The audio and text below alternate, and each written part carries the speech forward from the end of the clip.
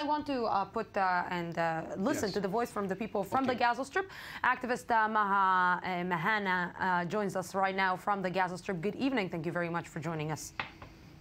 Thank you. Maha, you see the situation right now in the West Bank. I don't need, of course, to point out the situation in the Gaza Strip. Are you, the people in the Gaza Strip, are worried about what is happening right now in the West Bank? Maybe are seeing a little bit what we are trying maybe to understand here, that President Mahmoud Abbas is getting weaker in the West Bank?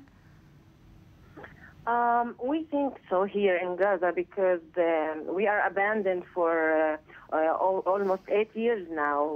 Gaza has been under siege for more than 8 years. We are suffering from a crisis that is described beyond the humanitarian. People here, many families have been living in homes without roofs, walls, or windows for the past 7 months, and many have just six hours of electricity, and now today the only power plant in Gaza shut down completely. We live without electricity, without running water, and the humanitarian situation is worsening day after another. We believe that at this time the government in the West Bank is getting weaker, and also the government in Gaza as well. We are stuck in the world's largest open-air prison and the worst place to live. People in Gaza are depending on aid. Thousands of people now are living in damaged buildings using plastic sheeting just to try to seek shelter.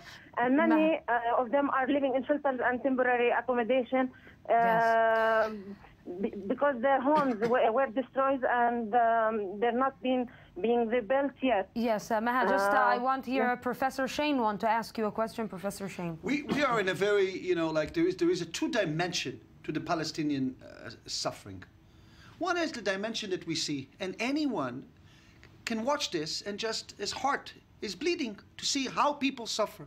And yet we have a government in Gaza deemed not by Israelis, by the courts in Egypt, by Sisi, as a terrorist group.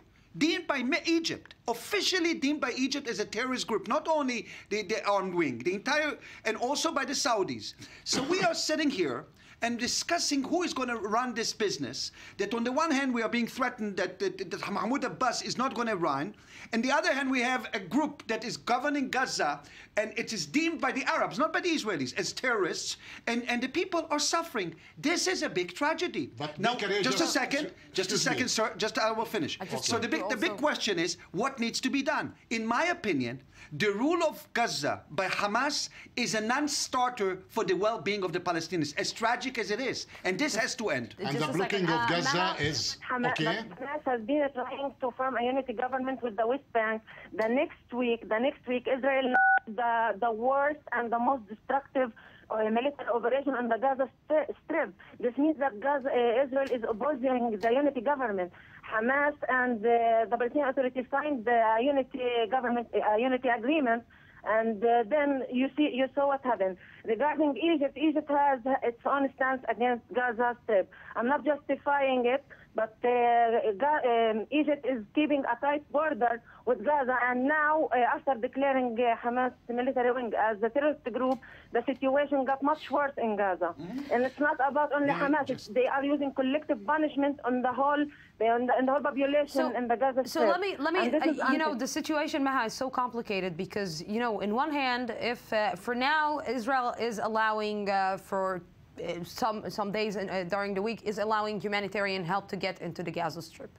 If the Palestinians in the West Bank will decide to break the security arrangement between Israel and the Palestinians, that can affect also the people in the Gaza Strip, because if you break the security arrangement with the president of the West Bank, of the president of the Palestinian Authority, you will also be influenced. So do you think that this is a smart move to break the security coordination with Israel? Look, I'm not against breaking the security with Israel, but I am with the unity government. Then if Israel supports the unity government between Hamas and the West Bank, and then the Palestinian Authority can take care of the coordination issue, where Hamas can take over other issues, We need this. We need this for both peoples, not just for the Palestinians, but also for the security of the Israeli people. We need the two peoples to have two states next to each other, to respect each other, to live like the rest of humanity. But, you know, we agree that there is no military solution to this conflict. Yes, our leaders are interested in military solutions. We are not. They must now give peace a chance. It's not about who's controlling the future. We need the future to happen. We need it to breathe. Thank you very, very much, Maha. I think that listening to this is listening to the people, not to what you should do because of the occupation. The people are suffering in the Gaza Strip.